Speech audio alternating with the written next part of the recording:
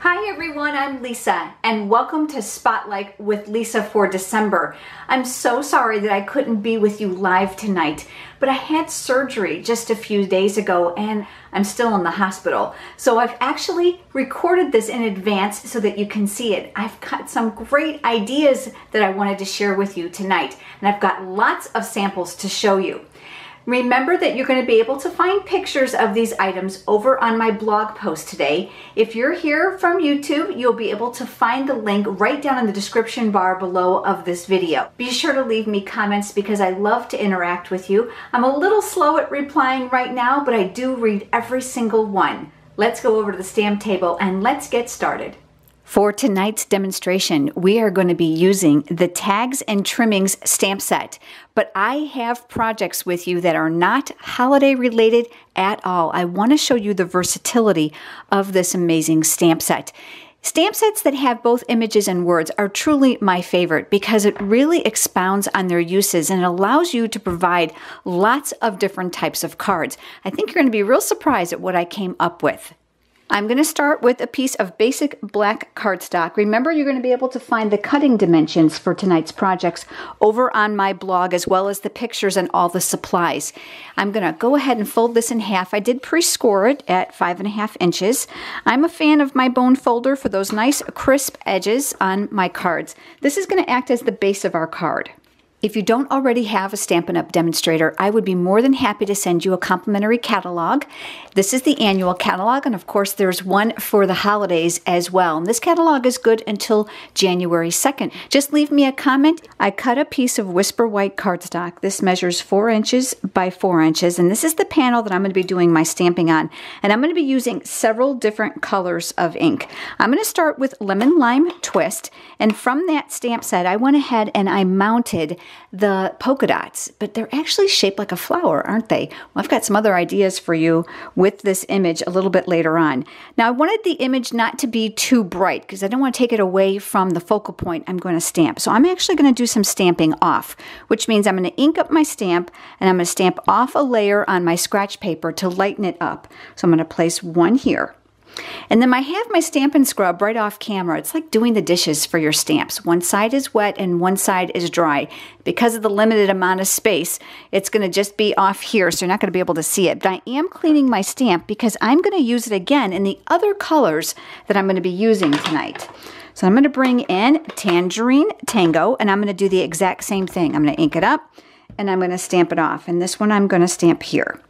All right, and then I'm going to wipe this off and clean that, and I'm switching over yet to another color, and this one is Bermuda Bay. Same image, again, inking it up, stamping it off, and that one's going to go down here, and then cleaning and drying again, and I'm just switching over to my last color. Now, typically, I don't like to use more than 3 different colors on a card because it can be kind of busy, but I think you're going to agree with me that this actually works really well. And then one more time, I've got my image, inking it up. This one's nice and juicy. I just re-inked it. And then I'm going to stamp off, and then I'm going to place that image here. All right, so I'm going to clean that off one more time. I'm switching over now to what looks like a little polka dot, but you know what it really is? It's actually the berry inside the stamp set for the holly leaves. And I thought, you know what? I think I can come up with something fun with this. Why does it have to be a berry, right? So I'm going to ink that up. And because it's tiny, here's a tip for you. Always check the back side to make sure you don't have ink around your edges. That's just a mistake we all make. I'm also going to stamp off because I want it lighter. So I'm going to put one here, and then I'm going to ink up again and stamp off. And I'm going to place another one down here. And I'm going to add a couple others, like just here and here. I don't even have to make them all the same shade. Okay, I'm going to clean that off because guess what? We're going to use that again and now in a different color. I'm switching over to Bermuda Bay. I'm going to do the same thing. I'm going to ink this up, checking it, stamping off because it's a very strong color, and I'm going to stamp a couple more images here. Cleaning it one more time. Here's a tip for you too on your Stampin' Scrub. When you're cleaning these really tiny images, don't scrub like you normally would. I kind of like tap because it will help keep from pulling it off of the clear block. And the reason that happens is because moisture gets between the stamp and the clear block and releases that seal. So that's just a tip for you. And then over to the Tangerine Tango. So same thing here and stamping off. So I'm going to put one here, one here. I'm going to put a little bit darker one over here. Cleaning it off one more time. And then switching back to Lemon Lime Twist. This in color is really fun. And I'll tell you what, confession time, when it came out, I really hated it. I was like, there's no way I'm going to like that. Well, guess what? Boy, was I wrong. I think it's one of my favorites. So I'm going to stamp off again, and I'm going to do some color here, and I'm going to add a little bit of color here. All right, so you can see we've got kind of a cluster of color going on. And I'm now pulling out the basic black archival ink. In that same stamp set, there are the words, it's what's inside that counts. You might think it's just for gifts, but it's not. The archival pad is a linen-based pad. So is the basic gray as well as this basic black. Because of the linen base, you're going to find that it's a harder surface than the other ones, which are firm foam. So I actually give these a little twist and then follow up with a tap. I find I get better ink coverage that way. And again, I am in the habit of checking to make sure I don't have ink around my edges. And I'm going to stamp that down here at the bottom in the right corner of the card. So I'm going to do lots of firm, even pressure. I'm going to be careful to trace out the design because I want to get a good impression. And there we have the words. This is going to take a little bit longer to dry than these inks because this ink is pigmented. So I'm just going to set that aside. I'm going to clean off my stamp right off camera. While that's drying, I'm going to bring in a scrap piece of Whisper White cardstock. And I'm bringing in this image from the stamp set. And you're probably thinking, what is that? Well, let me show you. It's a tag. And there's actually a framelit that coordinates with this and other images, plus other framelits that works with it. But you know, I looked at this and I was like, I love the pattern. I think I can do something fun with this. So let me show you what I did. I inked it up. I stamped it on the Whisper White cardstock. Again, lots of firm pressure because I wanted to make sure I got a good design. This is going to need a few minutes to dry as well because it's that same black ink. Back at the base of my cardstock, while that's drying for a few seconds, I cut myself about 30 inches of Whisper White Baker's Twine. And I'm going to wrap this around the bottom of my card. And I'm going to come around here twice. So I'm going to go 1 and 2. And I'm just going to kind of shimmy those up. Cut it way longer than I needed, and I do that often because I hate fighting with those short ends. Those of you that are regular paper crafters, you know what I'm talking about, right? So I'm going to shimmy that over. I am going to tie it in a knot first. I find that giving myself a knot first with these thin twines really makes my life a lot easier because I don't have to worry about it unraveling. All right, so now I've got my knot. I'm just going to shimmy those up a little bit more, and we can fix them as the card is finished. And then I'm going to make a bow. And if you're having trouble getting your bows to lay straight, you know what? It's not you. It happens to all of us. If you're used to making your bow with this going this way, try going the other way. I found that that really has helped my bows sometimes lay in the proper direction. Now you can see my loops are uneven and of course they're too big. So I'm going to put my finger on the knot and I'm going to gently pull each of the ends. This is going to ensure the tension on my bow is going to stay where I want it and allow me just to adjust the size of the loops without having to start all over again. So that's just a great tip for you. Going to come in with my paper snips, my scissors, and I'm going to give that a little bit of a haircut so my ends are a little bit tamed. All right, this is now dry. I'm going to come back to my card. I'm going to actually come in with my scissors, and I'm going to cut right on that color line. Typically, I don't do that because I want to not distort the image. And then I'm going to come across here, all right, and then I'm going to come right up here, and I'm going to cut as straight as possible.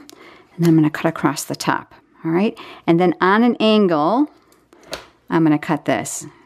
Do you know what it is? Okay, I think you will in a second. I'm going to add this to my card, and I'm going to use mini dimensionals. I absolutely love these. I wonder why we didn't come up with these sooner. This is a brilliant thing. No longer do you have to cut the larger ones in half. So I'm going to pick them up with my paper piercing tool because I find they're really, really tiny, and this makes it a lot easier for me to handle. So I'm going to put one here. And another one here. Boy, I almost cut that a little bit too small, didn't I? Let me show you. If that happens to you, let me give you another tip. I've got a pair of scissors here in the stamp studio that I deem for sticky stuff, and that's why they've got a little bit of a red piece of ribbon on them. I hate to gunk up my good ones that I use on ribbon or cardstock. If you've got a dimensional showing, can you see a little bit right here? This is what I do. I cheat. I come in with those scissors and I just kind of chop it away from the edges so it's not visible. And like I said, this is just a tiny bit, so there's no reason actually to cut it in advance. That will keep my ends from showing. So I'm going to pull off that paper backing. And I use my paper piercing tool for that. My fingernails are rather short, so sometimes I have trouble getting those off. Then this is going to go down here next to my greeting. So let me mount that here. Okay, so obviously, do you see where I'm going with this? This is a candle. But I'm like, okay, it needs a flame. What do I have in my artillery that's going to work? And I was like, aha, I've got it. The Tree Builder Punch has a raindrop in it, this like teardrop raindrop image right underneath the cloud. And I thought, I think that's going to work. So I brought in a piece of crushed curry cardstock. This is the beauty of Stampin' Up! Products, the color coordination. I'm going to stick that in, and then I'm going to punch. And of course, you're going to get multiple images at once. That's the beauty of these builder punches. I'm going to get rid of those other pieces that I don't need today. Set those aside. And I've got this little tiny raindrop, which is going to make the perfect flame. Now, you're probably thinking, oh, that's tiny. Yeah, it is. So this is what I did. And if this is too persnickety for you, go ahead and use a glue dot. Back to my sticky scissors. These mini dimensionals, you can still cut these. So I'm actually going to take one of these and I'm going to cut it in half while it's on the paper. I'm going to come back with my paper piercing tool because that's going to help me lift that. And that's going to go right here on the back of my candle. Same thing, I'm going to take off that paper backing, and this little piece is going to go right on top of here above my candle. Next step is we're going to add it to the card. So I'm going to turn that over, add some snail adhesive to the back, and then this is going to get mounted here near the top of the card. That 4x4 panel is going to ensure a nice square image on your card. I wanted that shiny. And for me, the easiest way was clear Wink of Stella. I absolutely love this stuff, and I love the shimmer that it provides. So I'm going to go ahead and just whoosh that right over the top here. I know that's going to be difficult to see on the camera. It has an alcohol base to it, so as it evaporates, you're going to actually see the shimmer more. The other thing about Wink of Stella is after it dries, you can add even more. So you can add a little bit more shimmer to your project. That's the card I created using the Tags and Trimmings stamp set. That is not at all holiday, but I've got more for you. Let me show you. I also created this one. This is just a celebrate card. This would be great for retirement, maybe a graduation, maybe a new baby, wedding, anniversary. Really simple palette. This is from the Year of Cheer designer washi tape. This is that copper foil washi tape. Isn't that pretty? And this here, the polka dots, well, remember those words we just used? All I did was I turned those upside down to stamp them across the bottom as a border and just added some metallic sequins and of course some copper foil to coordinate. Pretty. And this is a different size card, something different for a change. And I have two others, and I'm calling them sister cards because they are very similar. But remember that same image that we used with the polka dots that look like flowers? So I just worked with it. Stamped them randomly all over the white background. I used punches that were already in my artillery. So look at what you've got. And then those buttons, do you believe it? They're in here. There's a large one and a small one, and that's what I've used here. Here's the larger, here's the smaller. I used my bone folder to kind of curl up the edges of my paper a little bit. These are up on dimensionals. And of course, that in Word and Joy is right here in the stamp set, which makes this extremely versatile. This is the Daisy Punch, and this one is the Pansy Punch. So with that same stamp set, I had these two cards. We had the Celebrate card, and of course, the card we created tonight for birthday, but I've got more to show you. Every month, I offer what's called studio stamps in the mail. It's a way for you to stamp with me from home. It is not a club. There is no monthly commitment. You just pick and choose the months that you like. This month in December, I'm going to be including this stamp set with pre-cut supplies and what I'm calling a special edition. Let me show you. Normally I provide just cards, but this month I know you're busy and the holidays are coming and maybe you don't have time to make all your cards, so I've got you covered with some gift ideas. So everyone's going to receive pre-cut supplies to make 2 of these. The small boxes will be included. All the designer paper is cut and scored for you. Embellishments are all included. All you have to do is this little bit of stamping here and here using that exact same stamp set. You can fill these with small gifts, chocolate like I have. These are going to be great gifts for my husband's office staff. Or you know what? These will be great favors for a Christmas party. So you're going to get 2 of those. You're also going to get 2 gift card holders. I'll have those all pre-cut and scored for you. Of course, designer paper is included and they will be assorted because that's how they come in the catalog. I paid close attention to make sure that they all looked great. And you can see here, I placed the gift card in one of mine, that when you pull it out, it actually reveals the greeting. So you're going to get 2 of those as well. You're also going to get 2 gift tags. Yes, I'm including the little mini tinsel trim. That'll all be part of it. You're going to get the washi tape and you're going to use your stamp set. Do you recognize this? Yep, this is all part of those images we just used. These are going to be great for boxes and gift bags. And last but not least, you might need a couple really quick Christmas cards. So you're going to get the pre-cut supplies to make 2 of these for a total of 8 projects.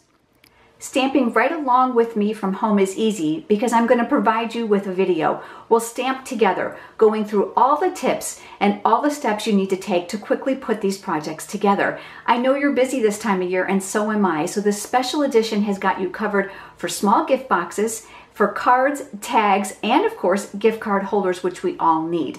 In addition to that, I will send you a PDF tutorial with pictures and step-by-step instructions, and there's a complete supply list for everything I use to create these projects. As an added bonus, all of my Studio Stamps in the Mail customers will automatically receive admission to my Facebook Live event called Live with Lisa. You might think it's kind of similar to this, but it's a lot bigger and a lot better. There's numerous live demonstrations, a huge bundle of free tutorials, and product prizes. Everyone who's purchased Studio Stamps in the Mail or who has placed at least a $25 product order has their name in the drawing, and I pull those winners randomly to receive product. If you're not on Facebook, don't worry, I've got you covered because I can send you the video recording and of course the tutorials all by email, and yes, your name is still in the product prize patrol. Just let me know when you order your Studio Stamps in the Mail or when you place your order if you're not on Facebook so I can make those accommodations for you. And last but not least, if you already have this stamp set and you still want the pre-cut supplies, that's not a problem. I will happily make a substitution for you. Just contact me to let me know.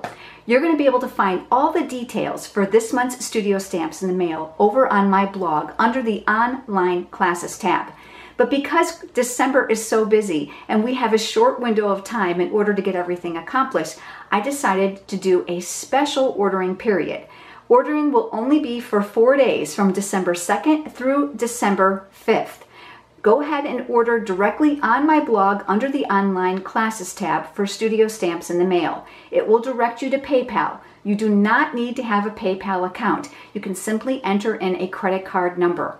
Once I receive notification, I will send you the video and the tutorial via email, and then all the pre-cut supplies and your stamp set will be sent to you priority mail by December 11th, taking 2 or 3 days to arrive to your home depending on what region of the US that you live in. You'll have them in plenty of time to quickly put these pre-cut supplies together. Thanks for joining me tonight, everyone, and I hope that I've inspired you with the Tags and Trimmings stamp set, and I hope that you will join us for the December's special edition of Studio Stamps in the Mail. Have a great holiday season, everyone.